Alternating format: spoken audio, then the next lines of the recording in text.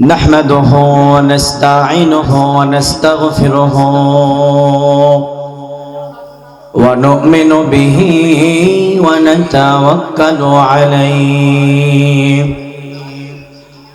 ونعوذ بالله من شرور أنفسنا ومن سيئات أعمالنا من يهده الله فلا مضل له ومن يضلل فلا هادي له ونشهد أن لا إله إلا الله وحده لا شريك له ونشهد أن سيدنا إيمان طبيب قلوبنا ومولانا محمدا عبده ورسوله الذي أرسله بالحق بشيرا ونذيرا وداعيا إلى الله بإذنه وسراجا وقمرا منيرا فقد قال الله تبارك وتعالى في كلامه المجيد وفي فرقانه الحميد أعوذ بالله من الشيطان الرجيم بسم الله الرحمن الرحيم إن الله وملائكته يصلون على النبي أيها الذين آمنوا صلوا عليه وسلموا تسليما اللهم صل على سيدنا مولانا محمد وعلى علي سيدنا شفيعنا محمد হৃদয় মোহাম্মদ শায়নে মোহাম্মদ হৃদয়ে মোহাম্মদ শায়নে মোহাম্মদ মদিনায় মোহাম্মদ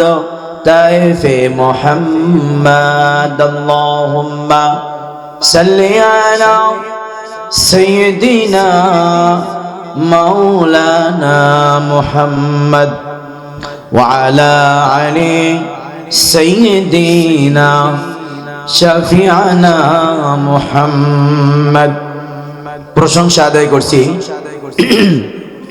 মহান আল্লাহ তাআলার আল্লাহ রাব্বুল আলামিন আমাদেরকে গভীর রাতে প্রায় 12টা বেজে গেছে না বাজলেও কাছাকাছি বিশাল এই ওয়াজ ও তাফসীর কোরআন মাহফিলে আল্লাহ পাক আমাকে প্রধান অতিথি হিসেবে কবুল করেছেন শুকরগুজার হচ্ছি প্রাণ খুলে আল্লাহ তাআলার দরবারে পড়ছি সমস্বরে সকলে আলহামদুলিল্লাহ অতঃপর স্মরণ করছি সেই সৃষ্টির মহামানব যাকে আল্লাহ পাক সর্বোচ্চ সম্মান দান করেছেন মহানবী শ্রেষ্ঠ নবী নবীজির উপরে অন্তর থেকে দরুদ শরীফ পাঠ করছি সকলে পড়ছি সাল্লাল্লাহু আলাইহি ওয়াসাল্লাম প্রিয় সম্মানিত উপস্থিতি গভীর রাত আলোচনা দীর্ঘ করব না সংক্ষিপ্ত কথা বলবো কোরআনের উপরে কোরআন কি জিনিস কোরআন শুনলে মানুষের কি হয় নবীজি কিভাবে কোরআন নাজিল নবীজির উপরে কিভাবে কোরআন নাজিল হলো কিভাবে নবীজি কোরআন শরীফ মানুষের সামনে প্রচার করলেন এই কোরআন শরীফ প্রচার করার ক্ষেত্রে কি পরিমাণ হামকি ধামকি কষ্ট ভিতরে নবীজি জীবন যাপন করেছেন এই টুটি ফাঁকা কিছু কথা আমি আপনাদের সামনে পেশ করার চেষ্টা করব। নবী করিম সাল্লাল্লাহু আলাইহি ওয়াসাল্লাম বলেছেন, মান ক্বারা আল কুরআন ফাআহাল্লা হালালাহু ওয়া হারামা হারামাহু আদখালাহু আল্লাহুল জান্নাহ। নবীজি বলেছেন, যে ব্যক্তি কোরআন এর আয়াতগুলো পাঠ করলো, হালালগুলো মেনে চললো এবং হারামগুলো থেকে বেঁচে থাকলো, আল্লাহ পাক তার জিন্দেগির আমলটা কবুল করে নিয়ে আল্লাহ পাক তাকে জান্নাতের ফয়সালা করে দিবেন। সুবহানাল্লাহি ওয়া বিহামদিহি।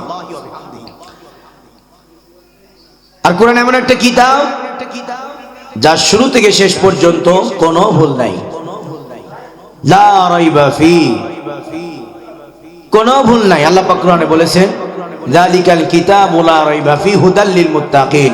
এটা এমন একটা কিতাব যার শুরু এবং শেষে কোথাও ভুল নাই।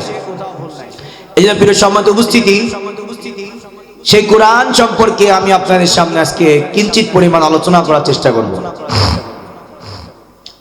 নবীজি যখন মানুষদেরকে কোরআন শরীফ তেলাওয়াত করে শোনানোর জন্য চেষ্টা করলেন, আল্লাহ পাক যখন তাকে বললেন, ইয়া আইয়ুহার রাসূল বাল্লিগ মা উনসিলা ইলাইকা ফামা বাল্লাগতা রিসালাতা, হে মুহাম্মদ, তোমার উপরে যে কোরআন নাজিল করেছি এটা তুমি মানুষের সামনে পড়ে পড়ে শোনাও, জান্নাতের বয়ান শোনাও, জান্নাতের সুসংবাদ শোনাও, জাহান্নামের আযাবের কথা শোনাও।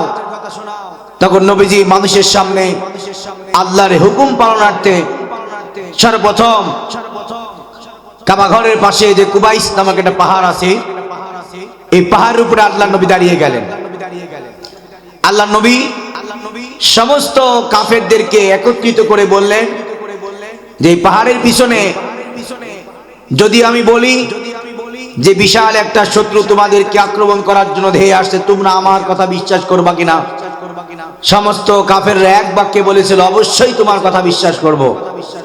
তখন নবীজি বলেছিলেন, তাহলে শোনো, যদি আমার এই কথা বিশ্বাস করে থাকো যে আমি যদি বলি এই কুবাইস পাহাড়ের পিছনে বিশাল এক শত্রু আছে যারা তোমাদেরকে আক্রমণ করার জন্য তোমাদের দিকে এগিয়ে আসছে, এই কথা যদি তোমরা বিশ্বাস করো, তাহলে এই কথাও তোমরা বিশ্বাস করো যে আল্লাহ তাআলা লা ইলাহা ইল্লাল্লাহ মুহাম্মাদুর রাসূলুল্লাহ, তিনি ছাড়া কোনো ইলাহ নাই, আর আমি মুহাম্মদ ছাড়া কোনো নবী নাই, একথা তোমরা মেনে নাও। তখন সমস্ত কাফেররা বলেছিল, হে মুহাম্মদ, তুমি আমাদের এই জন্য এখানে ডেকেছো, তোমারও ধ্বংস হোক, তোমার পরিবার ধ্বংস হোক। নবীজি তারপরও এত কথা শোনার পরেও আল্লাহ নবী তার এই মিশন থেমে রাখেন নাই। নবীজি মানুষদেরকে কোরআন শোনাতেই ছিলেন, কিন্তু সমস্ত কাফেররা আবু জেহেল, উতবা, সাইবা সকলে একত্রিত হলো। হয়ে তারা উতবাকে বলল, খবরদার মুহাম্মদের কোরআন তেলাওয়াত কেউ শোনার জন্য যাবে না। সাইবাকে বলল, হে সাইবা, মুহাম্মদের কোরআন শোনার জন্য তুমি সামনে যাবে না। এভাবে প্রত্যেকটা কাফেরদেরকে ডেকে ডেকে ওপেনলি এই আবু জেহেল মানুষদেরকে কোরআন শরীফ শোনা থেকে বিরত থাকার জন্য আহ্বান করলেন। সেই কথাটা আল্লাহ পাক কোরআনুল কারীমের মধ্যে ঘোষণা করেছেন। আল্লাহ রাব্বুল আলামিন বলেন, وقال الذين كفروا لا تسمعوا لهذا القرآن والغوا فيه لعلكم تغلبون। আল্লাহ পাক কোরআনে বলেন, কাফেররা বলল, হে মানুষ, কেউ মুহাম্মদের কোরআন শরীফ শুনবে না। وقال الذين كفروا, কাফেররা ঘোষণা করলো, লা তাসমাউ, তোমরা শুনবা না। وقال الذين كفروا لا تسمعوا لهذا القرآن, এই কোরআন তোমরা শুনবা না। আবু জেহেল নিজেই মানুষদেরকে বলল, তোমরা কোরআন শরীফ শুনবা না। কিন্তু এমন একটা দিন, এই আবু জেহেল গভীর রাতে নিজে যে আল্লাহর নবীর বাড়ি পাশে যে রাতের বেলায় কোরআন শরীফ তেলাওয়াত শুনতো। কোন একটা দিন আবু জেহেল মনে করলো, আজকে আমি গভীর রাতে মুহাম্মদের বাড়িতে যে কোরআন তেলাওয়াত শুনবো। উতবা চিন্তা করলো, আমিও আজকে গভীর রাতে মুহাম্মদের বাড়িতে যে কোরআন তেলাওয়াত শুনবো। সাইবা চিন্তা করলো, আমিও আজকে রাত্রে মুহাম্মাদের বাড়ির পাশে কোরআন তেলাওয়াত শুনবো। চার কাফের বড় বড় চারটা নেতা সবাই চিন্তা ফিকির করলো, কিন্তু আল্লাহ তাআলার লীলা বড় বোঝা কঠিন। আবু জেহেল ওই একই রাতে কোরআন শরীফ শুনতে গেছে, উতবা ওই একই রাতে কোরআন শরীফ তেলাওয়াত শোনার জন্য অগ্রসর হয়েছে, সাইবা ওই একই রাতে কোরআন শরীফ তেলাওয়াত শোনার জন্য মুহাম্মদ রাসূলুল্লাহর বাড়ির পাশে অগ্রসর হয়েছে। সারা রাত তারা কোরআন শরীফ শুনেছে। সকাল বেলায় যখন সূর্য উদিত হয়েছে তখন সবাই একই রাস্তার চার রাস্তার মোড়ে এসে দেখে আবু জেহেল কোরআন শোনার পাগল, উতবা কোরআন শরীফ শোনার পাগল, এবং আবু লাহাব কোরআন শরীফ শোনার জন্য রাতের গভীরে মুহাম্মদের বাড়িতে ভিড় জমাইছে। মুহাম্মাদের নাম জপেছিলি বুলবুলি তো আগে, তাই কিরে তোর কণ্ঠের গান এমন মধুর লাগে, এমন মধুর লাগে। এই জন্য সম্মানিত উপস্থিতি, কোরআন এমন একটা বাণী, যেই বাণী কারোর শরীরের সাথে লাগলে ওই শরীরের দাম বেড়ে যায়। কোরআন এমন একটা কিতাব, যেই কিতাবের সাথে এক টুকরা ছিঁড়া কাপড় যদি লাগে ওই কাপড়ের দাম বেড়ে যায়। কোরআন এমন একটা কিতাব, যেই কিতাবের সাথে যদি কোনো মরা কাঠ লাগে সেটার হেল নাম হয়, সেটারও দাম বৃদ্ধি হয়ে যায়। আল্লাহ পাক কোরআনে বলেছেন, যদি কোনো মানুষ এই কোরআনটা তেলাওয়াত করে, হুয়াল্লাযী ইউনাজ্জিলু আলা আবদিহি আয়াতিন বাইয়িনাতিন মিন, হুয়াল্লাযী ইউনাজ্জিলু আলা আবদিহি আয়াতিন বাইয়িনাত। আল্লাহ পাক কোরআনে বলেন, ওয়া ইযা তুলিয়াত আলাইহিম আয়াতুহু যাদাতুহুম ঈমানান ওয়া আলা রাব্বিহিম ইয়াতাওয়াক্কালুন। আল্লাহ রাব্বুল আলামিন বলেন, কোন মানুষ যদি এই কোরআনের প্রত্যেকটা আয়াত তেলাওয়াত করে, যতক্ষণ এই কোরআন শরীফের আয়াত তেলাওয়াত করবে আল্লাহ পাক তার দিলের জং দূর করে দিবেন এবং তার দিলের মধ্যে আল্লাহ পাকের নূর পয়দা করে দিবেন। সুবহানাল্লাহ। যেমন ভাবে আপনারা দেখছেন, কোন লোহায় যদি জং পড়ে আর সেই লোহাটা যদি কেউ চকচকি করতে চায়, তাহলে আল্লাহ পাকের পক্ষ থেকে হুকুম হলো ওই লোহাটার এই সিরিজ কাগজ দিয়ে ডললে যেমন ভাবে জং পড়া ওই লোহাটা যেমন চকচকে হয়ে যায়, মানুষের নজরে পড়ে, মানুষ দেখতে খুব ভালো লাগে। সুতরাং মানুষ গুনাহ করতে করতে মানুষের কলব নামক একটা মাংসপিণ্ড আছে, নবীজি বলেছেন গুনাহ করতে করতে মানুষের এই অন্তরের এই কলবটা অনেক নোংরা হয়ে যায়, কালো হয়ে যায়। কোন মানুষ যখন কোরআন তেলাওয়াত করা শুরু করে ঈমানের সহিত, আর রহমান আল্লামাল কুরআন খালাকাল ইনসান আল্লামাহুল বায়ান, الشمس والقمر بحسبان والنجم والشجر يسجدان والسماء رفعها ووضع الميزان ألا تطغوا في الميزان وأقيموا الوزن بالقسط ولا تخسروا الميزان والأرض وضعها للأنام فيها فاكهة والنخل ذات الأكمام। الله أكبر। আল্লাহ রাব্বুল আলামিন বলেন, নবী করিম সাল্লাল্লাহু আলাইহি ওয়াসাল্লাম আমাদেরকে জানিয়েছেন, যখন কোনো মানুষ এই কোরআন তেলাওয়াত করতে থাকে আল্লাহ তাআলা এই কোরআন তেলাওয়াতের বিনিময়ে তার অন্তর, মরা অন্তর আল্লাহ পাক এত পরিমাণ জারি করে দেন, তখন সে সব সময় জিকির করে সুবহানাল্লাহ আলহামদুলিল্লাহ লা ইলাহা ইল্লাল্লাহ। ভাইরা আমার, এজন্য আমি আপনাদের বলি, কোরআন একটা দামি কিতাব। যে ব্যক্তি দুনিয়ার বুকে কোরআন শরীফকে সম্মান করলো, কোরআন শরীফকে ইজ্জত দিল, কোরআন শরীফকে তার জীবনের পথ প্রদর্শক হিসেবে কোনো কিতাব বানায় নিল, আল্লাহ রাব্বুল আলামিন তার জীবনটা এত পরিমাণ পরিবর্তন করে দেন, সে দুনিয়ায় শুধু সফল হয় না, বাল তো ওসিরুনাল হায়াতিদ দুনিয়া ওয়াল আখিরাতু খায়রুন ওয়া আবকা। দুনিয়াও সে সফল হয়, আখিরাতেও আল্লাহ পাক তাকে সফলতা বানায় দেন। সুলতান মাহমুদ গজনবীর কথা আমি আপনাদেরকে বলছি, শুধুমাত্র কোরআনকে সম্মান করার কারণে সুলতান মাহমুদ গজনবীকে আল্লাহ পাক এত পরিমাণ সম্মান দান করেছিলেন যে আল্লাহ রাব্বুল আলামিন শুধু দুনিয়ায় তাকে সম্মানিত করেন নাই, বরং দুনিয়ার পরবর্তী জিন্দেগিও আল্লাহ পাক তাকে সম্মানিত করেছেন। কি আমি আপনাদেরকে শুনাইতেছি, কোরআনের মহব্বত ওয়ালাদের আল্লাহ পাক কি পরিমাণ সম্মান দান করেছেন। হাজার হাজার বছর আগেকার ঘটনা।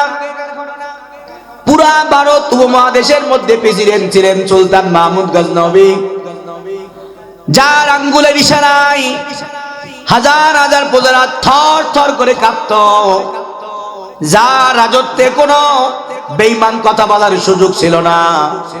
মুসলমানের রাজত্ব তিনি কায়েম করে গিয়েছিলেন, নবীর ভালোবাসায় জীবনটা উৎসর্গ করেছিলেন, কোরআনের মহব্বতে নিজের জীবনটা উৎসর্গ করেছিলেন।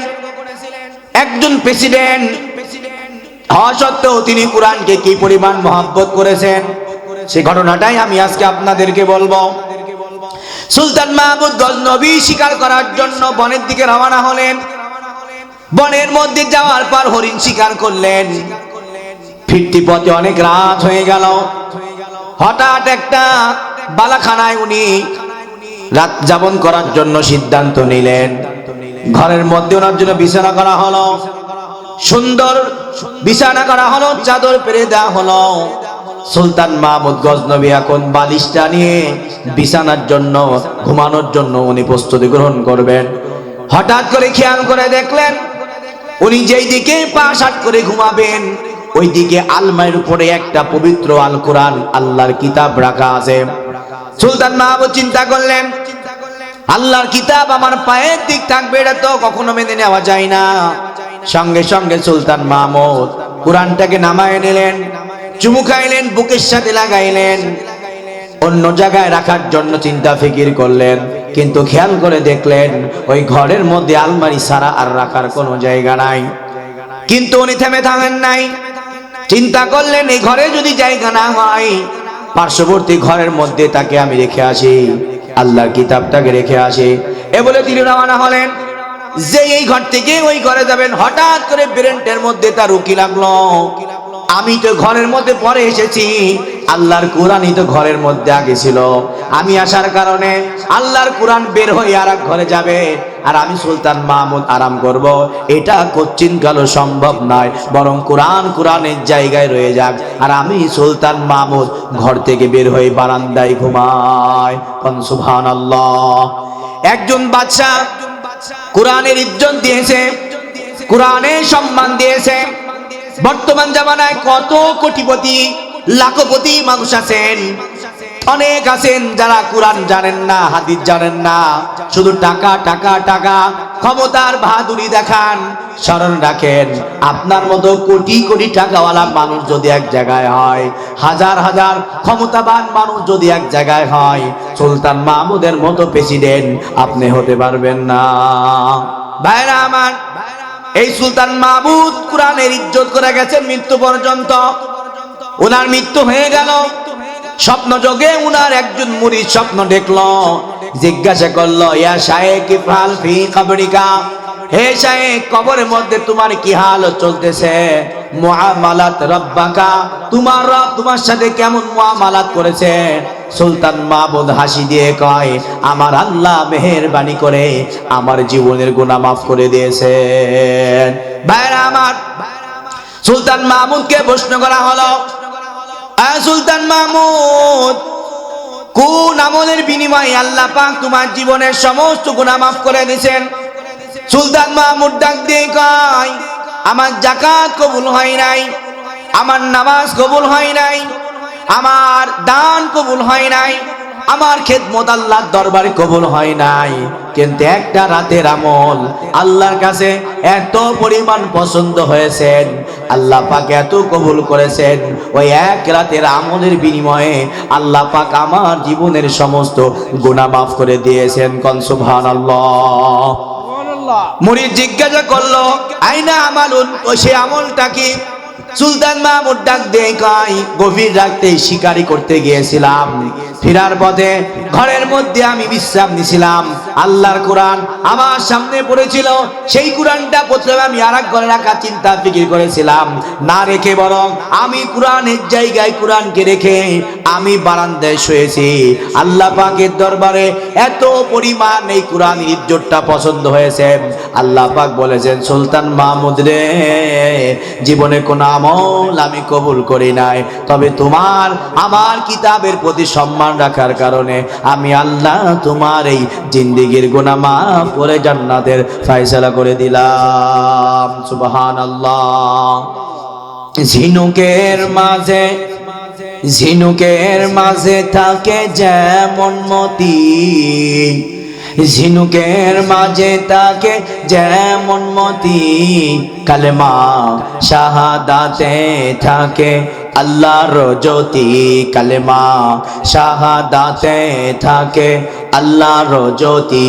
ঝিনুকের মাঝে থাকে যেমন মতি, ঝিনুকের মাঝে থাকে যেমন মতি, কালেমা শাহাদাতে থাকে আল্লাহর জ্যোতি, কালেমা শাহাদাতে থাকে আল্লাহর জ্যোতি। আলিফ লাম মিম যালিকাল কিতাবু লা রাইবা ফীহি হুদাল লিল মুত্তাকিন আল্লাযীনা ইউমিনুনা বিল গায়বি ওয়া ইউকিমুনাস সালাতা ওয়া মিম্মা রাযাকনাহুম ইউনফিকুন। আল্লাহু আকবার।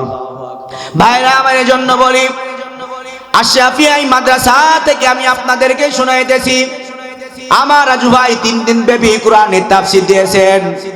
আজকে ওনাকে আল্লাহ পাক ইজ্জত দান করেছেন শুধুমাত্র কোরআনের মহব্বতে। উনি কেন কোরআনের মাদ্রাসা করেছেন।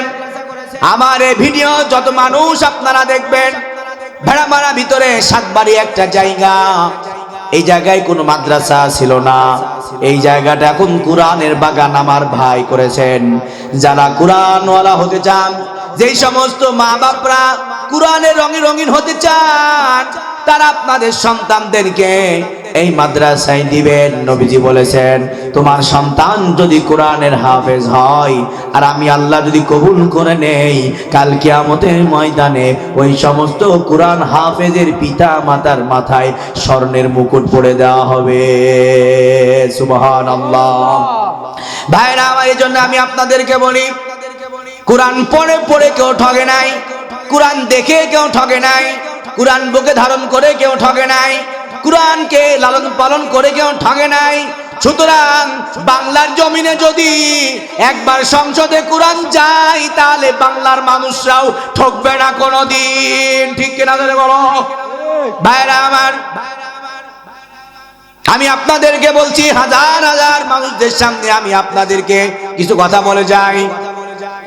ওমরের মতো টপ লেভেলের কাফের কেউ ছিল না, ওমরের মতো গুন্ডাও কেউ ছিল না, ওমরের মতো খারাপ মানুষও দুনিয়ায় ছিল না। কিন্তু এই ওমর যখন কোরআনের সংস্পর্শে আসলো, আল্লাহ পাক এত পরিমাণ ইজ্জত দান করলেন, এই ওমরকে আল্লাহ পাক পুরা মক্কা নয়, মদিনা নয়, সারা পৃথিবীর 4 ভাগের 3 ভাগ প্রেসিডেন্ট আল্লাহ পাক ওমরকে বানাই দিয়েছেন। ওমর কিভাবে কোরআনের সংস্পর্শে আসলো, এই কথাটা সংক্ষেপে বলে যায়। ওমর রাদিয়াল্লাহু তাআলা আনহু মুহাম্মদের চরিত্র সম্পর্কে একজনের কান থেকে শুনে আর একজনের কান থেকে শুনে, এভাবে তার ভালো লাগা শুরু হলো। কবে ঠিক ভালো লাগা শুরু হলো? আল্লাহ নবী দোয়া করলেন আল্লাহর কাছে, আল্লাহ 2 ওমরের যে কোনো এক ওমরকে আপনি আমার কালেমা তলে মুসলমান বানায় দেন, আমার দলে আপনি তাকে ঢোকায় দেন। আল্লাহ পাক ওমরের দোয়া কবুল করলেন। নবীজি সাল্লাল্লাহু আলাইহি ওয়াসাল্লাম আল্লাহ তাআলা নবীর দোয়া কবুল করে নিলেন। নবী করিম সাল্লাল্লাহু আলাইহি ওয়াসাল্লাম কাবা ঘরে একদিন নামাজ পড়তেছেন, হঠাৎ করে ওমর ডানে খুঁজে, নবী ডানে গেলে ওমর ডানে যায়, নবী বামে গেলে ওমরও বামে যায়, নবী সামনে গেলে ওমরও সামনে যায়, নবী পিছে গেলে ওমর এখন পিছে যায়। একদিন হঠাৎ করে নবী আল্লাহর ঘরের সামনে দাঁড়াইয়া নামাজ পড়তেছেন, বাইতুল্লাহ কাবা ঘর। ওই মক্কায় বাইতুল্লাহ যেই কালকে আবার করো, হ্যাঁ ভাই, আমি শুধু একা মুসলমান হয় নাই, তোমার দুলা ভাইও কালেমা পড়ে মুসলমান হয়ে গেছে। ওমরের মাথায় কাজ করে না, ওমর হাতের কাছে ছিল লাঠি, লাঠি দিয়ে তার বোন জামা এবং বোনকে বেধর মার দিল। এমন মারা মারলো, বোনের রক্ত শরীর থেকে ফিকে বাইরে পড়ে গেল। যখন বোনের রক্ত বাইরে পড়ছে, ওমরের মনের মধ্যে তখন আঘাত দিয়ে যে হাজার হলেও বোন ডাক দিয়ে দেখি কি এমন পড়ছি যে মেরে ফেলতেছি, তারপরও সেই ধর্ম ছাড়িস না। ওমর রাদিয়াল্লাহু আনহুর বোন বলে তুমি ওযু করে আসো, পবিত্র হয়ে আসো। পবিত্র হয়ে আসলেন, সঙ্গে সঙ্গে সূরা তাহা ওমরের সামনে দেওয়া হলো। ওমর তখন পড়ল, তাহা মা আনজালনা আলাইকাল কুরআনা লিতাশকা ইল্লা তাযকিরাতাল লিমান ইয়াখশা তানজিলাম মিম্মান খালাকাল আরদা ওয়াস সামাওয়াতিল উলা। একদিকে কোরআন শরীফ পড়ে, আর একদিকে আল্লাহ পাক ওমরের হৃদয়ের মধ্যে মুহাম্মদের ভালোবাসা বৃদ্ধি করে দেয়। চলে গেলেন নবীজির দরবারে। যাওয়ার পরে নবীজিকে কল্লা কাটা তো দূরের কথা, নবীজির সামনে হাঁটু গেয়ে বসলেন। নবীকে বললেন, হে মুহাম্মদুর রাসূলুল্লাহ, আপনি আমার সব অপরাধ মাফ করে আপনি আমাকে কালেমা পড়ে মুসলমান বানাইলেন। আমি কোরআনের সুর মাঝে শুনেছি যে নাম, আজানের সুর মাঝেও শুনেছি ও নাম। আমি কোরআনের সুর মাঝে শুনেছি যে নাম, আজানের সুর মাঝেও শুনেছি ও নাম। ও নাম শুনেছি আমি আমার হৃদয়, হে রাসূল নবীজি তোমার, হে রাসূল নবীজি তোমার। আলহামদুলিল্লাহ, সর্বশেষ আজকের মাহফিলের থেকে সকলের কাছে দোয়া চাচ্ছি, দোয়া করি। পরিশেষে আশরাফিয়া মাদ্রাসার জন্য সকলের কাছে দোয়া চাচ্ছি।